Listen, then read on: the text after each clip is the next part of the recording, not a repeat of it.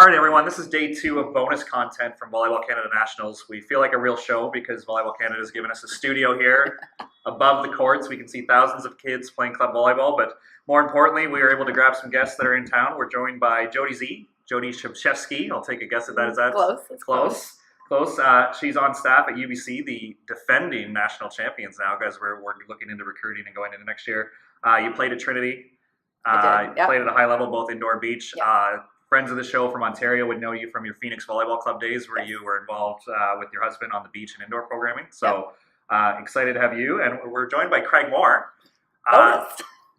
basically legend of the kids beach scene, but more importantly, Sideout Beach Club co-owner, I guess. Co-owner, me and Sean Sanderson. We call him Sandy. Don't want to throw Sandy under the bus. You are a co-owner, but we know who's in charge over there. Yeah, it's him. He's holding down the fort right now. And I think if anyone's been to either a Cliver or Van Open, they obviously know you're a very nice person as far as Ontario people affiliate with BC people. I think you're got to be near the top. So yeah, I try to make everybody feel welcome.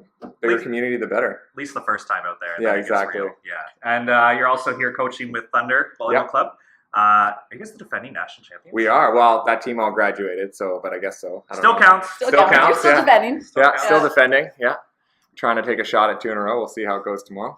Awesome. So let's start with the university scene in BC, Canada West. How was your season? How did you guys do it? Canada West is just pumping out good teams, and UBC takes it down for Doug Reimer's 400th championship. Is that what he's at now? Or I think it's 8 or 9. I actually don't know. I don't know exactly. It was an interesting year for us. It was very up and down. I think if you talk to anyone from our team early on the season, not a lot of success.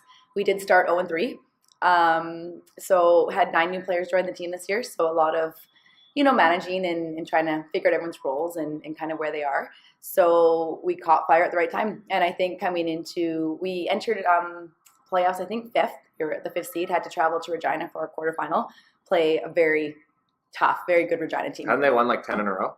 Or something like that, like crazy to end the season. Didn't Regina win like? Yeah, Regina. They did. They were on fire. A rampage. They were probably the hottest team, I would say, at that point in the year.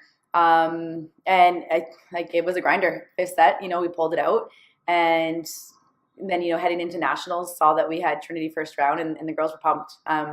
They were excited to be there. We'd been playing really well up to that point, and what a match that quarterfinal was. I think if anyone saw it, they would agree with that. Both teams just kind of laying it out there for 2.5 hours. So it was pretty incredible to watch. And then after that, we just got rolling. Played a very good Dal team again in the semis and just worked through it, played well, got through that final. Obviously, the epic comeback down 2-0 to Ryerson. But the girls just didn't let it faze them. They were very resilient all year and pulled it out in those last 3 sets. So it was fun. And you guys have a Kira Van Rijk. Nobody else has a Kira Van Rijk. She's good. But I would also give credit to, we had a lot of leadership on our team this year that at times when I think our team could have crumbled, they just didn't let them. So yeah, had players step up and we won. So nice. And since we're here at Club Nationals, Craig, how was your first day of competition? First day was good. We literally pulled one out of the fire game 2. We'd lost the first set to a really scrappy team from Alberta, SPVC. Southeast. Yeah, really good. And they beat us first set, like real close one. And then we were down 23. We were down 10, and then we were down 23-17. And I'd already burned a middle serving sub, and my middle Kaya Fisher-Hall, who's usually the first one subbed out to serve. She served 8 in a row, and we won. Ooh. And 6 of them were dead aces, and 6 of them were dead aces. So we literally pulled one out of the fire there, and then won in 3, no problem. And then we lost the Dinos in the last round, but it was super fun. Both teams are just jumping high and hitting really hard. Yeah, it was just who can. It was pretty fun. It was who can hit the ball hard across and which libero can dig it. It was super fun to watch, and they beat us 12 or 13 in the third. So good battle and. Gets you prepped for the rest of the weekend. Yeah, sure. Hopefully we see them again. Yeah. Nice. So with you being a high-level club coach and Jodi here recruiting both the 17s and 18s, is there any qualities that are standing out with club athletes? Because it feels like more and more first and second years are having a chance to start, at least in USports, and kind of contribute right away. Mm-hmm. Is that a credit to the club system, or what's standing out with some of these athletes who can come in and make a contribution right away? I think just in general, there's more athletes than there used to be. I think you could say there used to kind of be a handful of really talented athletes, and now over the last 4 days, we've seen quite a few. And I think the club system is getting bigger, especially, I mean, for those of you, I have been in Ontario and now I've been out in BC in the club system, but it's just so much bigger. I mean, in Ontario, how many teams are there at the 16 level? I think there's like 100, maybe 100 teams in 16U girls. And when you do that and you get girls dedicating themselves, and guys, I think it's growing as well, although I know we still need to work a bit on that side. It's just bigger and more girls are playing. People are involved and at a younger age. I mean, I think Ontario had a U11 or U12 provincial championship this year, right? And that's from 7-8 years ago where we started at U14. So girls playing more, girls playing longer. Yeah, and I think in BC, I don't know about Ontario, but in BC they put in the fair play rule for below 15U, and what they thought that was going to do was they thought that, okay, so you got 12 girls on a team, 6 have to play one set, 6 have to play another set. You can start subbing, I think, at 15 points. And what they saw was a whole bunch of clubs started carrying 8 or 9 players at U14 or 13, and Volleyball BC originally was like, oh man, this is a huge problem. But then what they realized is they were like, oh no, now there's just 30% more clubs as well. Yeah. So the same number of kids were playing, but there was more clubs that had popped up, which means more kids were getting game reps. More game reps you're getting, the better you're going to be. And then, like Jodi said, the wider you cast that net, the more likely you get the freaky athletes. Because, I mean, realistically, that's what every sport's trying to do. You're trying to steal the freaks and turn them into whatever your sport is. Yeah, I think at least here in Ontario, I think if you're a 16-year-old girl who wants to play club volleyball, you might not get your first choice, but you're going to play club volleyball, depending on what community you're in. But I think there's so many volunteers involved. There's so many clubs with gym space that I think, like you said, the volume of kids has just gone up because there's so much availability, and therefore the quality has to go up eventually, right? So. Yeah, it's just kids playing more. And I think between beach as well, like the beach is just exploding, especially with the NCAA now running a full league. And girls are actually thinking, like, I can play beach full time. Like, you will. I think that by 2022, are they supposed to expand to, like, another 80 schools or something like that? There's been about a pretty steady diet of about 15 to 20 schools, new schools online every year. And now it's like Div 2 schools are coming in, NAI schools are coming in. And I mean, I don't know how the league is going to work out down there as far as if there's going to only still be one. I'm sure eventually it'll dive off, but there's just so much more opportunity for girls to. Yeah, I mean, basically what's happening there is I've talked to a few coaches, and basically what's happening in the NCAA scene is you can add an NCAA women's sport to your school for like $60,000, $70,000. It's unheard of. Like if you have access to beach courts, then you literally given it both. Basically what they do is they'll hire an assistant coach for indoor who's got some beach knowledge at some of these smaller schools, and then they basically added a sport, which then skews their Title IX numbers, which then means they can, then their football team isn't over and like all this stuff, and you don't have to recruit double. You don't have to recruit double the kids because a lot of the smaller schools are just getting their indoor kids. They're recruiting the 2 sport athletes essentially. I believe in UCLA had a girl play indoor beach. I forget her name, but she was in the top 3 pairs or something. So they had 2. Mumo, that's her name. On the 4th pair, plays with Monkhouse. Yeah. Yes. So. And then Emily Maglio played both at Hawaii for 5 years and a couple 4-year overlap. I know the one who played with Molly was, I'm pretty sure Peyton was a indoor player. There's a few schools, like USC says no, like they won't let people play both straight up. But most schools, like if you're a contributor in both, like a lot of times it's that either that really skilled middle who's got some really good ball control stuff, or it's your pretty prototypical P2.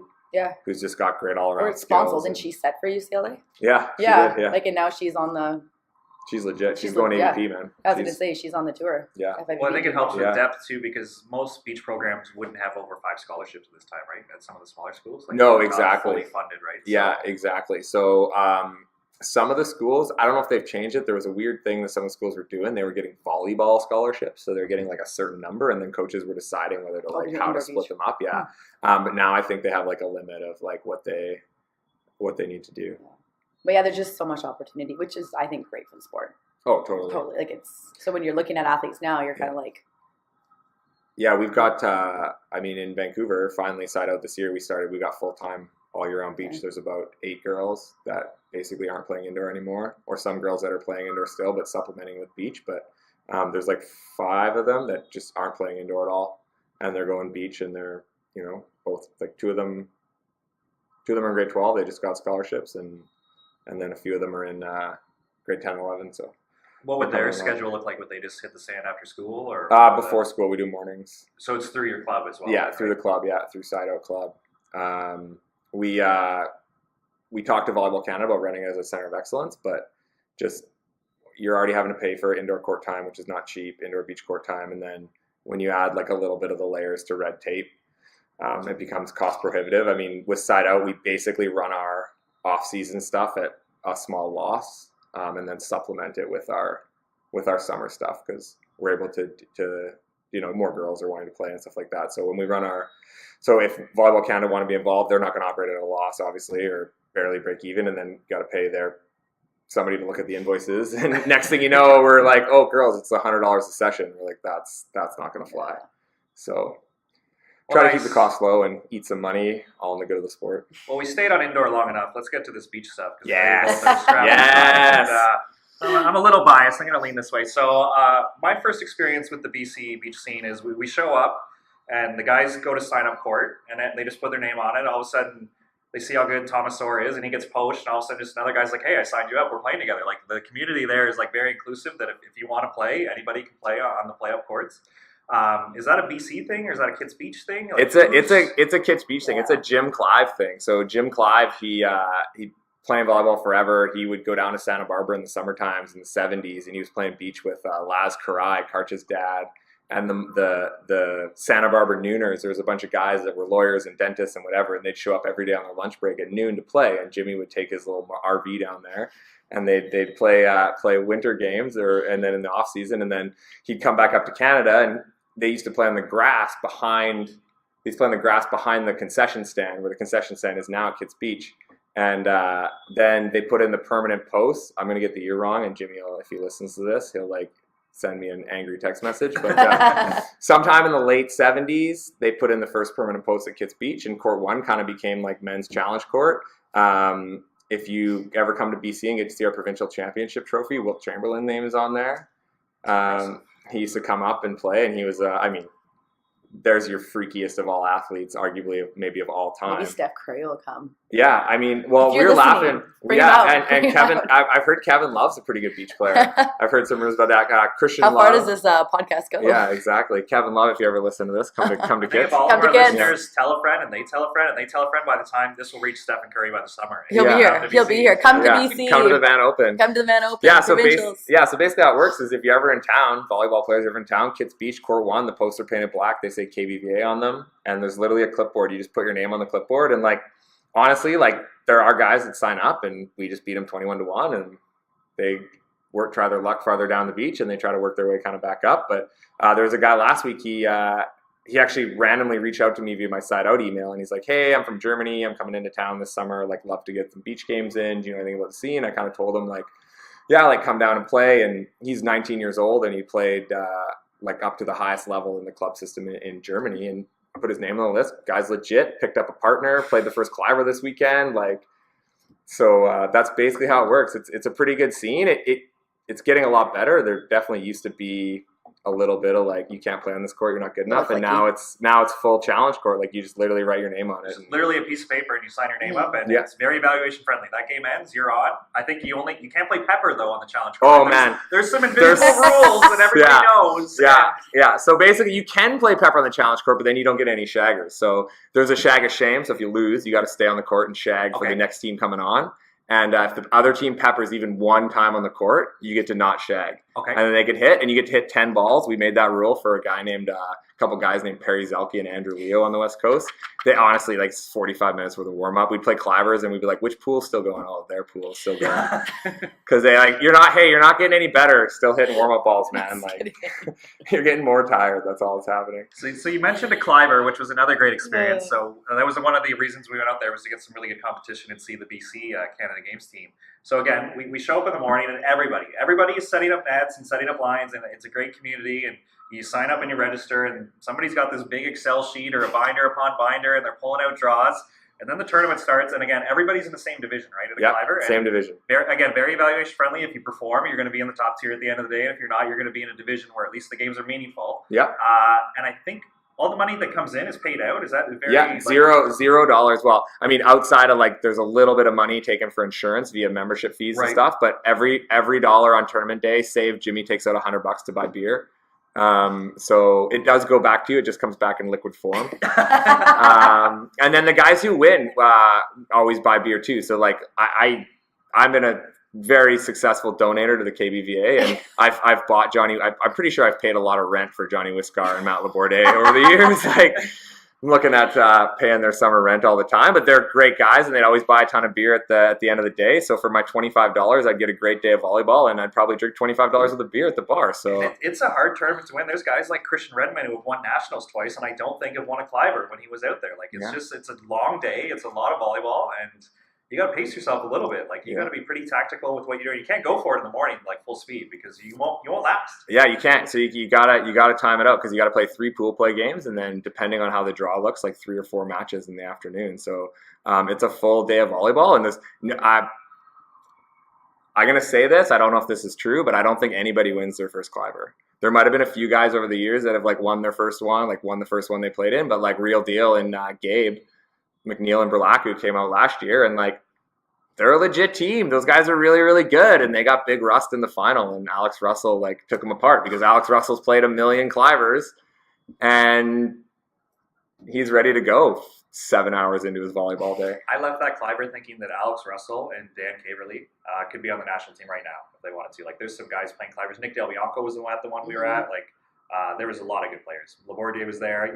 Jake and Gabe were there. We were there with Logan and Thomas. Like, there was some guys who could play. It was a really good tournament. Yeah, I mean, like it's an amazing tournament. I mean, we laugh all the time. I talk about Kids Beach. Like, oh, what's the scene like? I'm like, well, I'll put it this way. Like, we have multiple 6'9" and above blockers at Kids Beach.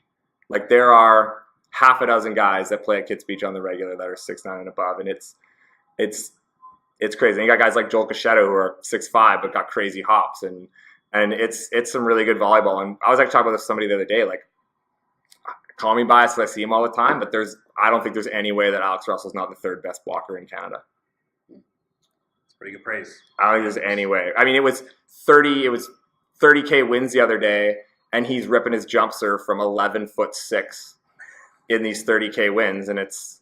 Oh, and we're playing outside in Vancouver right now, just so you guys know. Oh, it's 25 degrees and sunny. It's 25 degrees and sunny. We've been outside since March. It was snowing. I think I walked to the hotel just now. I feel like it was snowing. It was so cold out here. Do you guys ever get summer? Like, when does that come? No. Maybe end of June it might come. End of June? Yeah. And then it gets too hot. So you can't play outside between the hours of like 10 and 4 because you're in your feet. So Jodi, obviously as someone who's seen the beach scene in a few communities, I won't make this an Ontario versus BC thing, but you did spend a lot of time here in Ontario.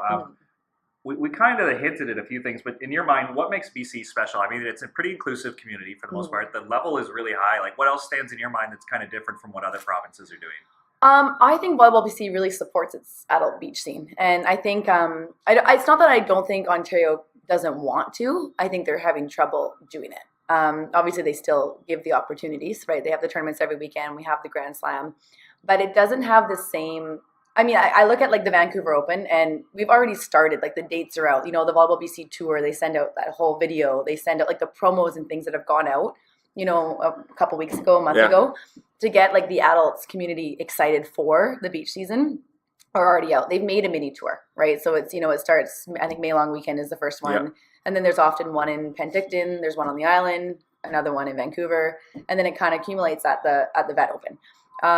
Every tournament there's some money to be won, right? So every Volleyball BC tournament has money, and it's as much about the social, I would say, as it is about the game itself, right? We all know when you're playing in this, like, most people are beyond their, I don't know, young competitive careers. Obviously there's still people in there that are playing and, you know, hoping maybe to go NORCECA or FIVB, but a lot of people are competitive. Like, don't get me wrong, these tournaments people are there to win, but they're also there to like have a good time. And it makes it fun to go out and do it still into, you know, your 20s, your 30s, your 40s. Like, there's people playing all the way through into their 50s. Oh, yeah. Now. There's a couple of really good 50-year-olds. There's some really good 50-year-olds that are playing. And I don't feel like Ontario has that same kind of mentality, I mean, we have a Grand Slam where we can't even fill a draw, you know, and it's a $3,000 purse. And it's kind of like, why? You know, why are people not coming out? But it's just the atmosphere. I think we have to change that in Ontario. The biggest thing that when I talk to guys that come up from Ontario and I ask them the same question, like they always love it. And I've talked to tons of guys for the ages of 17 to the ages of 40 that have come out, and they said the biggest thing is that, you know, between matches at a Cliver or volleyball BC, like everybody's talking to each other, we're yucking it up, you're like taking the piss out of people. And like Ontario, like you finish your match, they said you go like sit in the shade and talk to yourself. Right? And like at Kits, you know, you're sitting around, you're talking to everybody, you're watching. I mean, Cliver finals, like I don't want to rag on Volleyball Canada, but like it's embarrassing when the Beach Nationals are in North Bay and there's 8 people in the stands. We got 400 people watching a Clivers final sitting on the beach, like 3 rows people don't deep. Leave. Like, that's just it. Like, people don't leave, right? Even in the Van Open, most people are knocked out on Saturday, but everyone comes back on Sunday, right, to watch and support. And it's the Clivers, it's the Volleyball BC, and then the women have started their Kids Beach like volleyball association, and it's the same thing, right? Like you go, you play. And some people might leave, but for the most part, you're making a day of it. Like you're out there to support and razz the guys, have fun with them, cheer for them, support them, because it's all in the end, everyone's kind of on the same page. Like we're not. The heckling around the men's courts at Kits Beach is like it's quite incredible. top-notch. It's the best. It's very good. It's not a golf. It's not a golf. Sure, I think. There are some people that get their feelings hurt for sure, but you get used to it and you dish it out, and then you got to take it. And I dish it out a lot, and I take a lot, so I'm totally fine with it. Nice. So the other big thing in BC we want to cover is obviously the Van Open has really built itself probably into the most professional event. I mean, with Edmonton 3-star coming, like that'll be an FIB event and so forth and so on. But the Van Open's kind of become a culture of its own where Ontario teams go out to it, like out of province people go compete in it. How long has this been kind of building? Because I know the big sponsor's been around for a few years, but it feels like it's been consistently good for a long time, even before the money was there. Yeah, so we're on year 2 of the big money, so $7,000 for first now instead of $3,300, and we've been building up. So Van Open's been around since basically the 80s. It was called the Corona. It was on the Jose Cuervo tour when we had that, and it was kind of an offshoot tour event that just kind of stuck around and became this kind of like snowball rolling downhill. And it was the Molson for a while. Yeah, it was the Molson Open, and then Vancouver made this weird rule where you couldn't have beer or tobacco be a title sponsor of the event. So then Volleyball C for a few years kept it going, like basically out of their own pocket, like without kind of a title sponsor. And now we've got, luckily, Rob Penn's a great guy. He is a volleyball guy, Kits Beach Volleyball Association alumni, like used to play a lot. He's now a little bit older, kind of gets down once in a while, but he, has done very well for himself in the business world and basically decided like, I need to give back to the volleyball community, and here's how I'm going to do it. And the event's getting like bigger and bigger and bigger. And here's pretty awesome. I didn't go last year, but I heard it was, I was told it was pretty, they had like a big screen and it was like professional. So where else can you see? So you have this big screen, we got bleachers, we got risers, you got 2 idiots on the microphone saying dumb things. Who are those? Who are those people? Oh, that's me and Sandy. Those are your Sideout Beach. Sideout Beach, do we tell the kids not to come watch? Exactly. But these 2 guys run a youth club and are just ripping apart people because they have a microphone and you don't. That is exactly right. And you can yell anything you want and nobody can hear you, but everybody can hear me. But last year was so good. So Dan Gronwald, who's an indoor guy, plays some beach, and he played pro, and him and Alex Russell. So Alex gets knocked out, and they're just getting absolutely torched in the beer garden on Sunday. Late Saturday as well. No, Sunday afternoon. And we always have a thing at the Van Open. We talk about the guys who win, like that's really nice, but it's who wins the social. So who wins the beer garden and who wins the after party. And I mean, some guys put in a real shift. And Paul Tudor, like you don't get to win because you took your shirt off at the bar, because you take your shirt off at the bar every week. So that like doesn't count. You got to step up. You got to be a guy that goes home at 10 o'clock all the time, and the next thing you know, Van Open weekend, you're out. You show up at the beach the next day wearing the same clothes. Like, that's a big win. You sleep under the stage. That's a big win. We've had that happen. So Alex Russell and Dan Gronwald this year just lit up in the beer garden, and Binner's playing, and they are just chirping him relentlessly. They're like, you're washed up. You're a hack. Like, you should strip those rings off you. What was that, like 15 years ago? He's like, I remember watching you in the Olympics on a black and white TV, like just going off, and it's amazing. And Binner's the best to take trash talk because he absolutely loves it. And he'd rip an ace and then tell him to whoop it up some more. And it's just absolutely phenomenal. Like, just the amount of like trash talk you get coming on the beer garden. We have if you come out and play, like the Whisk Army is a real thing. Johnny Whiskar, local legend. All-time winner of KBV events, all-time money leader. When he plays in the Van Open, the Whisk Army gets going in the beer garden, and whoever's getting played him just gets chirped like incessantly. I think you should bring the podcast out and just put the mic out there for the Van Open and just hit play. We might have to make an appearance. Just hit play. If you so many personalities there, right? My God, You have to come. No, that's great. I think the volleyball community in BC, like I said, it over and over, it's inclusive, it's hilarious. Everybody's there for a good time. Can you explain the skyball thing? Because our players go there and all of a sudden it's game point and all of a sudden like random people are just yelling at you to skyball. And we don't always get it. So can you explain the origin of that? Maybe of why we need to be punching these clouds and stuff like that? Yeah, man, you got to hit a cloud. So basically the skyball thing, again, it's like a court one initiated thing. So Dana Camacho used to come up and there's some hilarious Dana Camacho stories, like his partner at the Van Open asking for someone out of the beer garden to warm him up. And he's like, yeah, can somebody warm me up? Like, Dan doesn't want to warm up with me. Okay, so somebody goes out of the beer garden to warm him up. And then, so basically he would come up and he was kind of the originator of the skyball. Like, he's the OG Karambula, like undersized, gets weird. And he would do it, and it kind of like from there, like it kind of started taking off. And we'd go down to the beach and we just chuck up skyballs randomly. And then eventually became a thing. Like on game point, if you're up big, you like got a skyball. And if you don't have a skyball, like practice. It's a legit serve. People think it's a gimmick, but like people do it on the world tour. Like Grant's got a great skyball. He mixes it in once in a while. Like obviously Karambula's doing it. So like yes, part of it started out as a gimmick, but now like on a really windy day at Kits, it's a super legit serve. And well, nothing empties. If you don't do it, you will legit get booed. Yeah. And then we start harassing you with like the standing float hex, like standing float. And then if somebody sides you out, we're like, shit a skyball. Basically, you might as well. Like if you're going to chuck a muffin over the net, you might as well hit a cloud with it. I'm like, I think that's become part of the culture because if you do that in Ontario, you get labeled as like a showboat and you're kind of like, why would you skyball on game point where... I got a lot to say about this if you want to get into that. How much time do we have, Jodi? I got to go. We could sign Jodi off. We'll sign me off. I'll let you guys continue your skyball chat and your Vancouver stories. Yeah. I'll listen to them later. I feel like there's such a subculture that the rest of the country isn't aware of how awesome it is, and we're going to bring so many people to Vancouver this summer just to, observe it and be a part of it. Yeah, do it. Like, come out. If you're listening in Ontario, you're like, I'm going to make a trip to Van. Like, try to come out Van Open weekend.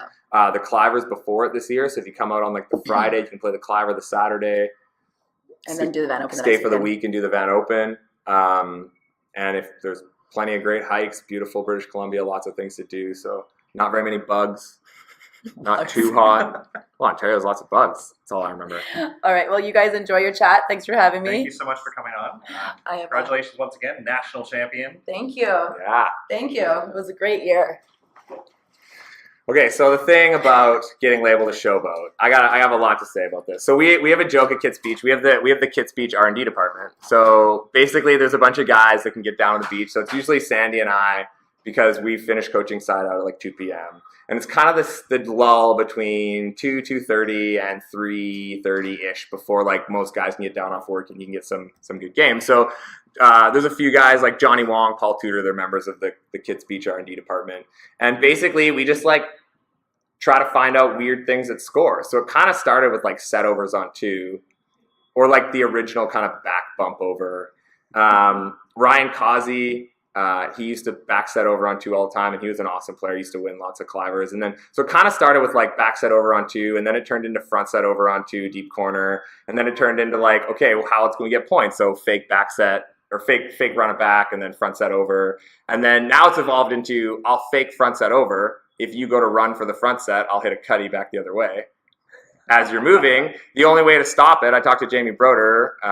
I've played some like practice games against her, and she's like, how do people stop your 2 balls? I'm like, you can't move. If you move, I'll score. If you stay and don't move, they're not good enough. They're not like hit hard enough or good enough that you can't dig them. So you just got to kind of run and look. So that's kind of where it started. And now I think it's funny because California and Ontario was like, oh, like blah, blah, blah. Like you do that, like go over on 1 stuff. Like if you don't want me to go over on 1, hit a better shot.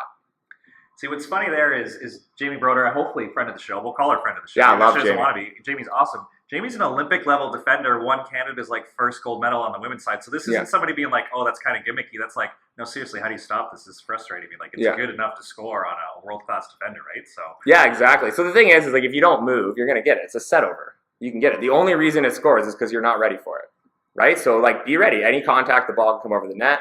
And it's funny because now Karambula and Rossi are doing lots of crazy stuff on World Tour, and everybody's like, oh my God, this is amazing. And like it's funny because we're at Kits Beach, we're laughing. They're just 5 years behind us at Kits Beach. Like we've been running free ball pass to one antenna, set the other way, jump set speeds forever.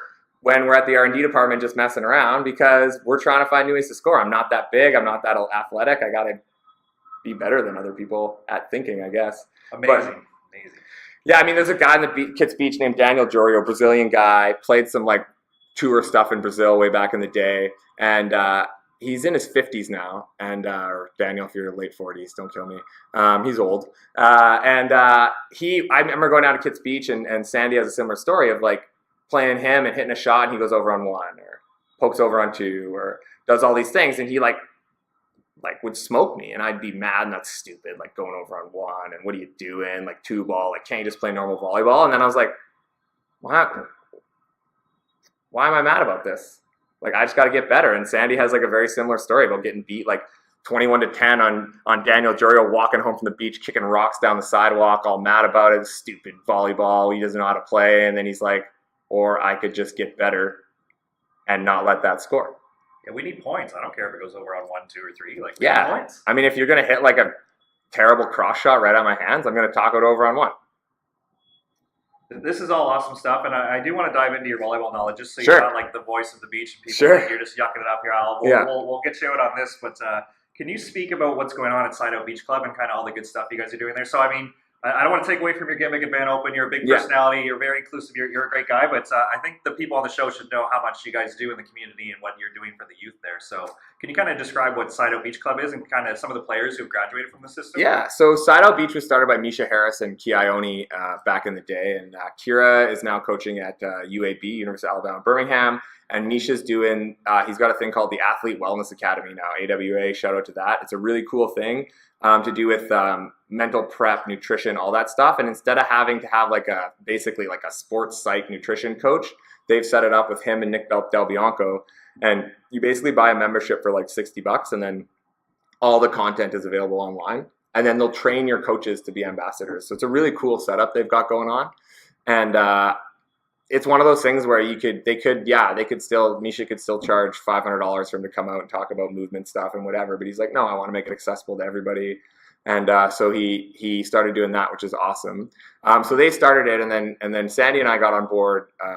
So the first group we started with was 14U when we started. So that I guess this is our 5th summer, and we kind of started just coaching with Misha, and then Misha wanted to kind of step aside, and so Sandy and I have now taken it over. But basically, we're the high performance beach club in Kits Beach, and the McNamara's came through Sideout, Darby Dunn, Sarah Pantovic, Chloe Stone, and then kind of the new wave of girls that are going down getting scholarships now. Katerina Pantovic's going to Cal Berkeley. She's going to play indoor and beach. We got the Brown twins, who I'm going to get this school wrong, are going to a school somewhere in South Carolina, so I'm not going to say the name. They've got scholarships there. Ashley Klassen's at FIU. And last year provincials, we won 8 of 12 medals in beach. So how often are you guys training? What's the setup? I think you were afternoons when we were there. Yeah, so in basically end of May to June, we go afternoons. We go after school, so 5 to 7 or 7 to 9. And they go 2 days a week until school's out. And then we go 3 days a week as soon as school's out in the daytime, 10 to noon or noon to 2. And then Sideout, Sandy and I and other coaches always get out to tournaments and we help coach. And basically we have one real simple mandate at Sideout is, with a few exceptions, basically everything we teach the kids when they're 13 is what they're going to need to do to be successful when they're 18, 19, 20. Nice. So you guys have an athlete pathway that you really follow and all the way up. Yeah, exactly. So especially in the beach at really young ages, you can whack the ball back over on one and win a lot of times, especially in the wind. But we're teaching them to pass in front of them. Setters are releasing. Everybody hand sets at Sideout. Could care less if kids get called on doubles. So we're working on that, and everybody hand sets. You jump as high as you can, contact the ball as high as you can, and whatever shot or hit you're making, you're just trying to execute at a high level from every age. And it's interesting. Our kids will go down to the States and get just destroyed at 14U by the girls down there who don't really play what you would consider regular beach volleyball. They set it way off the net and hit these cut shots that kind of land an inch from the net that are super loopy that score. And the parents are like, oh man, we're getting smoked. And I'm like, yeah, but you got to think about it this way. At 18U, that shot is not scoring, right? A no jump high roll cutty scores 0% of the time at 18U. So we get these kids to kind of do things the right way. And we get results because I believe that following a good process leads to good outcome. But our goal is not ever to like get a ton of wins, especially at young ages. It's about playing good volleyball and making really good decisions. I think, especially in beach, I think we have a huge weakness. I don't know if it's worldwide. I know it was on the West Coast. I don't know if it's in Ontario too, of like, there are so many gains you can make in beach volleyball by getting kids to think the game at a faster speed and a faster level. And so it's a lot of questions we ask the kids all the time. It's like, okay, like you made that shot. Like, what did you see? Why did you hit a cut shot? Why did you do that? Why did you break there? Like all these things. And if they don't know whether they've sided out or not, it's kind of like, okay, well, why?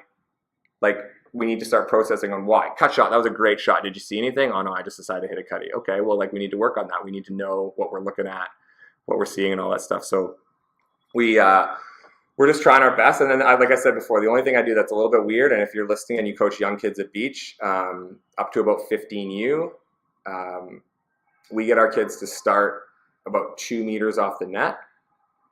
The blocker, putting air quotes around that, starts about 2 meters off the net. And then they're going to move to whatever side gets served, like you would as a blocker when you're playing it. Mm-hmm. So front the attacker, or whatever. Is what you're saying. Front the attacker, yeah. So front the attacker. And then basically the front person has the front 2 meters of the court, 2.5 meters of the court on first contact or second contact from the other team. And then the back person's got everything else. And then they're basically doing the exact same peel footwork from that 2 meter spot to get off the net when the person's ready to attack. Because you're not going to block basically ever at those young ages. Right. But they're doing the footwork. So then all of a sudden we're like, okay, girls, like it's time to block. Like girls are getting a little stronger, physical. Some teams at U15, most teams at U16. You're like, oh, it's the exact same thing we've always been doing, but now you're going to start on the net. Right. And now you're going to start and now you're going to move and it's the footwork's the same. We're just taking bigger steps and it's like a seamless transition for kids. And I see lots of kids that win a lot of games and they just one person stands on left side and the person serves from right side and they just get into base defense, which you always end up in anyways at U14. But I don't care if we're going to lose points because a girl's peeling and the ball gets hit over her head because I'm thinking, what is this going to look like 4 years from now, not what it's looking like today. Yeah, it's great that coaches there are really stressing that because you're right. What I see is basically because we haven't created the need for them to block or peel, that they'll just step into the pocket and they won't. They're not cue reading. They're not making decisions like you are, where you guys have kind of created the need for them to think at a higher level right off the bat, even though they don't really need it to tactically perform at that level. Exactly. You guys have already leveled them up in that area, which is a great thing. So they already understand it when the need comes, right? So just little things like that, I think, go a long way. So obviously you talked about the success, and it's kind of cyclical now, right? There's so many role models in the community that I'm mixing them up. It was either Nicole or Megan. One of them was getting surgery when we were there, but the other one did come to Sideout. And I noticed like when people are back, like they want to be around the kids, they're involved. So there's so many role models within it. Is that a big part of the club where I think you guys are serious and it's intense, but it's also like a fun environment to be around where the people who have graduated come back and help out coach, right? Totally, yeah. So two of our main other coaches outside me and Sandy are Darby Dunn and Sarah Pantovic, who both went through the program for 5 years. And it's a big thing for us. I mean, I think the old school way of thinking is you need to separate high performance and fun. I don't think that's the case at all. I think you can be doing high performance things, you can get lots of reps, and you can ask the girls to do things and succeed at a high level while making it really, really fun. And that's the thing about beach volleyball especially, is it's such a fun game to play. And if you can get kids to buy in to the fun part of about beach volleyball, you can, like, they'll play longer, they'll get more reps, they'll stay longer, they'll play more tournaments, they'll all of these things, which make it so they get better and better and better. And it's, I find a lot of places that I find that they'll do it separately. Like, it's, we're high performance, so like we don't have any fun, it's super serious, no laughing. Right? And Sandy and I jump in and we hit sky balls at the kids, and we say it's funny because, we'll go in and the kids will hit a bad shot at me and I'll put it back over on one. And, the parents laugh and the kids laugh and find it funny, but we'll talk to them afterwards and say, like, that's going to happen to you as you get older and as you play. And we'll have our best 17, 18U teams going out and play these 50-year-old women at Kits Beach, and they'll be like, how did I just lose to somebody who doesn't jump? Yeah. And it's because, like, your shots aren't good enough and they're reading you and all that stuff, and you can't hit it hard enough to blow these ladies up because they've dug 8 million volleyballs in their life. And so we have a fun environment, and the kids, the twins always come back and help out, and we try to get as many, if Ben and Grant are in town, we get them to help. Sam Squared has helped us before. they're just Jake and Gabe were around. Jake and Gabe were around. Yeah, Jake and Gabe were staying at Sandy's place, so we were trading coaching hours for a place to stay. See, what a great community. Every layer of this is great. No, I think there's a million things that I could go on about why Megan and Nicole are so strong. I mean, but the reality is, I think from such a young age, they were hand setting. They were encouraged to jump serve. They can both jump float. They can jump spin. They set the ball wide. They can set it up and down. They can run back plays. Like, forget about how great they are at communicating and how tough they are and how competitive they are, but like their basic skills are really good, and they're so comfortable. They're so skilled in these areas that they've taken the risk out of that level of game, right? But by the sounds of it, you guys are starting that to make the game fun, and the kids want to be challenged, and they want to hand set, they want to do these skills where by the time they get to 20, it's not a thought of like, oh, should I do this at 19? Oh, it's like, no, I've been doing this since I was 15 years old. Like, that's exactly right. Skills, right? So yeah, that's exactly right. I mean, it's a really simple thing. If you give the kids the confidence and belief in themselves that they can execute these hard skills, no matter what. I mean, we just had tryouts and 20K wins, and we've got 14-year-olds old hand setting clean in 20K wins. Like, it's absolutely bananas. And Sandy and I are like, what are these girls going to look like in 4 years from now if they're hand setting right now when they're 14 years old? Small hands and balls moving, and it's like absolute dimes coming out of them. And it's all about too, like, girls will call a timeout in a tournament, and they would have bump set the previous ball, let's say, and they've got the point. My conversation with them is, why didn't you hand set that ball? If I thought it was hand settable, I'd say, why didn't you hand set? Oh, well, this, that, and the other. And I'm like, okay, like, if it's a confidence thing, like, don't worry about it. Remember, missing is okay. Making mistakes is okay. We're trying to get better for the long run. And that's a really hard part about coaching, because girls or anybody playing volleyball, you get excited when you get a point. And your point could be you hit the worst shot in the world and some guy just shanked it. Or you put a free ball over the net and they just shanked it and you're so excited. Whereas the next play, maybe they make a great serve, you dime it out, great set, and you hit a ridiculous cut shot that goes out of bounds by an inch, and we're like so dejected by that moment. Whereas that play is way better than the free ball that somebody shanked or the bad shot that somebody shanked before. And that's what we're trying to get the girls into, is all about process over outcome. And people go on outcomes runs in volleyball. It happened to us today. And my timeout talks today when we were way down on the team was like, they're playing paradise ball right now. We just need to weather this storm. If we can weather this storm, like, the averages will start coming back our way. They were getting tape snivellers, and every pinky finger they could hit, they were hitting, and all that stuff. And we just had to weather it out. And I thought we were going to run out of racetrack, but we pulled it off. And well, that's awesome, because I think to the success of the 76ers and all that, I think process has become an overused word. And I think every coach has probably used the word process, but it sounds like you guys are living it every day. Like, you have hard examples. It's not just a quote you put up on the wall or something you say to the kids in a pre-practice talk. You can actually think of actual tangible examples that it happens in, right? Yeah, I mean, we have a couple sayings that we roll with, and that's one of them. And it's hard as a coach. It's really easy to say process over outcome, but then it's also really easy to rip a kid for missing a serve. Yeah, and or telling a kid like, oh, hey, we got to get our serves in. And when I coach now, we have a couple things on serving. One, however old you are, if you can stand in a gym and get 8 of 10 serves over the net and in, you're too old or you're too good to serve in.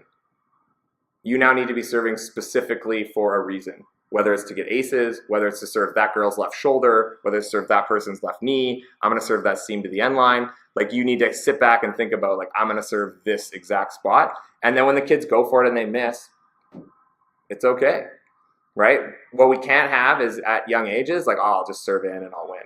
Right. Yeah. And you just want them to go back and hit their best serve every time. And that's what we did this year and my team this year. And it's hard as a coach. Like, we'd have games where we miss 8 serves in a set.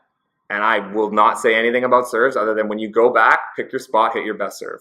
And your best serve depends on a number of things. It depends on what the other team's doing, what our team serving strategy is. If they have really good middles, maybe our team serving strategy is just to serve super tough. If they have one person who can't pass, maybe the team serving strategy is just serve it at that girl. Right. Like, it doesn't not necessarily matters, but it's your best serve. So you got to check what your adrenaline's doing, what your heart rate's doing, what your fatigue level's at, and whatever that moment is, like, go hit your best serve. And it's hard to live. It's really easy to say living in process, or really easy to say that. It's hard to live in it. Definitely. It takes, like, a lot of mental fortitude, because you want to tell girls, like, oh my God, like, on the beach example, like, line over was wide open there. And you, like, took a chew on the Terminator ball hard cross and you hit it out by an inch. And you want to say to them, like, hey, like, you should have done that. But at the end of the day, like, that hard cross swing is probably going to, if they did it again, it's probably going to score. Mm-hmm. And it's okay. And then again, when they're 20 and hopefully they're playing NCAA somewhere, you know, they have the confidence. Like you said, it's 1919. They've done this shot a million times. I'm going to end this rally right now. Yeah, I think because there's so much pressure, right? Like I think parents who don't understand the game, they know what a missed serve is and they know it's an automatic point. Like the analytics are simple on a missed serve. We lose that point 100% of the time. 100% of the time. But looking at what Kerry McDonald and the staff did there at UBC about like the serving study they did and everybody's jump serving and everybody's hitting their best serve and what the USA men's indoor are doing with like if Matt Anderson misses his serve, the next guy up, he doesn't have to get it in because they're not a team that, we can't miss 2 in a row or they miss after exactly. or whatever the 7 sins of missed serving it. It's like, we're not connected. Serving's an individual skill. Let's hit our best serve. Like, every time. We're not trying to miss. Everybody's doing their best. But I think serving's become such a weapon for a lot of people. And for you playing at a high level and seeing your athletes at a high level, if you're serving muffins, you're going to lose that point anyways, right? So you might as well put something in there. You might as well be tactical. And I think you guys have started that conversation young. And I think the athletes are probably further along than they would be compared to athletes around the country just because it's conversation early and it's encouraged, right? And hopefully that gets through to the parents and everybody and their school coaches and everything like that, right? Yeah, I talked to my parents yesterday on my indoor team and I said, because I watched our provincial final, the tape playback, and I could hear them saying like, hey, so-and-so, like get the serve in. And I told them like, we don't say that. If you guys want to talk about their serve, you need to say, hey, go hit your best serve. Like if that's what you want to say. And they kind of laughed about it, but I was like, no, I'm serious. Like that's what you need to do. And part of it for me is it's this weird mental narrative that I find especially female volleyball players have where they want to do this thing where they really focus on the mistakes and not the successes. And I laugh because after we play Clivers, we'll go to the bar, a bunch of guys, and you'll be sitting around, how's your day? And you're like, oh my God, you should have seen this block I got. Yeah. I absolutely shit slammed somebody and I'm the best. And how'd you do? Oh, you got 25th. Okay, and then you'll talk to a female volleyball player. How'd you do today? I was not good today. I missed a bunch of shots and this, that, and the other. How'd you do? I got second, right?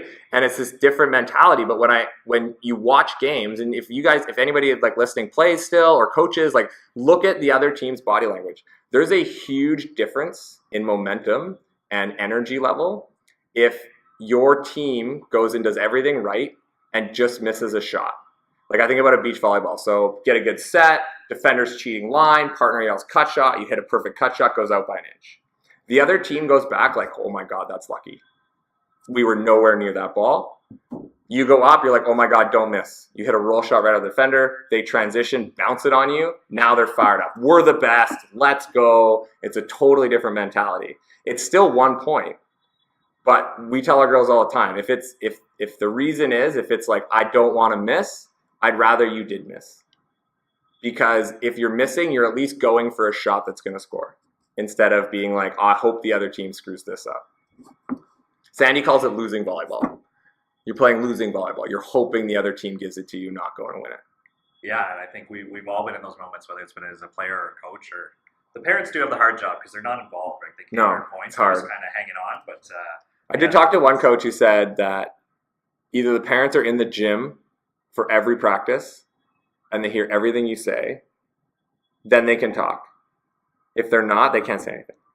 Right, because they wouldn't have been a part of those conversations. Because they're not a part of those conversations about hitting your best serve, process over outcome. You know, like, okay, go on, girls, just hit it in. Nope, that's not what we're doing here. You know, if you do the right things, it's going to go in more times than not. For sure, and I think you guys, if you're doing your best from day one, then like the 5th practice of the year, the first tournament of the year, the semifinal at nationals, those are all championship mentalities, right? So it's kind of building that attitude that your team's going to have where I imagine they don't feel the same nerves as a team who gets to the quarterfinals and nationals. They're like, they start to look around and be like, this is the show. Where you guys are like, no, we've been playing our best and doing our high intensity stuff since day one, right? Yeah, exactly. I mean, last year, my really good example is the Sydney girls who played on my team last year, my club team. We won nationals. I started coaching at 16U, and Sydney.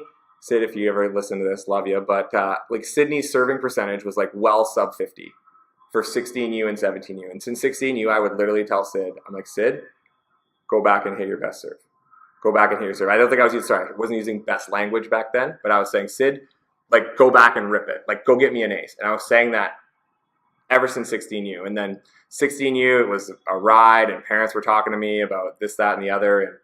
And 17U was tough as well, and then 18U, like all of a sudden, like those ones that were going out by a foot are now going in, And she just had more reps of high intensity serving. And then we get to nationals last year, and in the weekend she had 25 aces. Wow. Like, she basically didn't miss a serve. It was absolutely bananas. She'd go back and go on runs 2, 3, 4 every time. But that has to come down to you being consistent with the messaging. Because it's one thing to say, go back and hit your best serve, but then being patient with an athlete who's missing half their serves, right? Exactly. Or you're tempted to put in a serving sub, or maybe mom and dad are pressuring her to like get it in. Where you got to be really patient. You got to live it. I think if you're going to be a process guy, right? Yeah, exactly. That's the hard part, is like living it. Is literally like sitting there being like, okay, like this is a really tight game. Like, we really need this point. I have a middle this year who I'm going through this right now. Is like, she hits a really crazy jump float. It's literally ace or miss. Like, it is an absolute gnarly serve. And would I like it to go in more? Absolutely. But we're at the point where it's there. And she had a serve at 14-13 in the provincial final, and she was serving. I could have put a serving sub in who probably would have served it in. But I left her in there, and she just missed it. She missed by 6 inches. Okay. And then we went back around. We won it on our next server. But it is hard to say, and it's hard to deal with athletes and parents. And when I sub kids out for serving, I always tell them it's pretty much always a defensive choice. I never tell them I'm subbing them out because their serve's no good or because I want a different server. I'm always like, I'm subbing you out because, like, I would sub Siv out to serve sometimes, but it was always for a defensive situation. Or I'd get backhands in because I had Kayla Oxlin, my setter last year, who could also swing. So there's a lot of different options that I could do there, but it was never because I thought Sid was going to miss her serve. Right. It was always for like a different tactical reason, and she knew that. And eventually, like, it sounds weird, and I'm going to say this right now because I know my kids aren't going to listen to it until after this nationals is over, and then they're going to graduate and they move on. But my team this year, I've built this, I'm going to call it a fake narrative that we don't ever lose third sets, and we do. We lost the third set today. And we've lost a couple all season as well. We've lost, I think, 5. And but they don't think they lose, because when we win, I make a huge deal about the fact nobody's better in third sets than we are. We never lose third sets, like all these things. And then when we lose third sets, it's no big deal. I don't even talk about the third set. I just talk about, a few process keys that I think we missed or cues that we missed. And we have this absolutely, the kids were hilarious. We won at provincials and we won in a third set, and the girls were, before they got the medals, like, we never lose third sets. And I'm like, yeah, see, I told you. We lost one that weekend. We lost one on day one. Like, so it's pretty funny, but you can build these, like, you can build these fake confidence things. It turns into real confidence. Turns into real confidence. Yeah. So if you sell something enough, like, it turns into real confidence. So if you believe in kids so much, they eventually have to start believing in themselves. And I assume, I know a lot of coaches don't, but my assumption is in the moment, every girl is trying their best, or every athlete is trying their best. And if they're not executing, it's for a reason. And it's my job to figure out what that reason is, and either give them the confidence they need to succeed, or give them the skills they need to succeed at that skill at a high enough level. Because this whole, like, thing of, like, you guys need to, this is back to the serving thing. You need to serve in. Well, every girl's trying to serve in. Have you ever talked to girls like, I'm missing on purpose? No, nobody's trying to miss, right? So it doesn't make any sense to say those things. So, but you can build these things. Reggie Jackson, Mr. October. Reggie Jackson's numbers were way worse in the playoffs than they were in the regular season. But Reggie Jackson's, like, second ever playoff game, he hit 2 home runs, and somebody's like, wow, man, you're clutch. Yeah. And he's like, I am clutch. And he lived his entire career deep down believing that he was better than everybody else in the clutch. And he wasn't even better than himself in the clutch, but he believed he was. Michael Jordan, people make all these, oh my God, Michael Jordan was so clutch. Michael Jordan, the last 10 seconds of a game, shooting percentage way worse than it was in regular time. Everybody's worse under pressure. The difference is how close can you get your pressure line to your regular line. Yeah. Your free line, I call it, like your freedom line, like your coach lets you play free. So if you can build this narrative of freedom and letting kids play free and free to make mistakes and free to get better and free to learn new things, then when push comes to shove and it's 15-14 and you need a swing to win, they're not thinking it's 15-14. They're thinking, what swing is going to get us the best opportunity to get a point right now? And you just hope they execute it. This is amazing. I know you were at the venue super early, and we're going on an hour here, so I'll let you go. But it was great to have you and Jodi on the show. I mean, there's so many things that we could talk about that makes the community in Vancouver better, whether it's the community, kids playing with adults, the accessibility to Clivers, to the Challenge Court, to the Van Open. I think the one thing that's certain knowing today is the Vancouver community is better because you're in it. So thank you so much for being on the show. So that's CMoore. You'll see him at Van Open, or you can shoot Sideout an email. Craig Moore, great guy. Thanks so much for coming on the show. Problem. And Jodi, if you're listening to this after it's been done, thanks for taking the time to do it. And we'll end it there. But thank you so much for everything. This is great content. I'm so happy we could get you guys while you're here in Toronto. So all right, awesome. Thanks very much. Thanks for having me. Friends of the show, this is Passing Dime's first pledge drive. We're not asking you to tell a phone. We're asking you to tell a friend. We got to spread the message about what Passing Dimes is all about. What do you like? We know what you like. You like podcasts. You like volleyball. You like friendship. Guess what? That's Passing Dimes. If you like what you've heard today and you like other episodes, be sure to subscribe to us on Podbeam, Apple Play, wherever you get your podcasts, and be sure to click our link to our Instagram page to check out snippets from the show and subscribe on Podbeam. Be sure to give us a FIV 5-star major review thing. 5 stars. 5 stars. 5 star. 5-star major.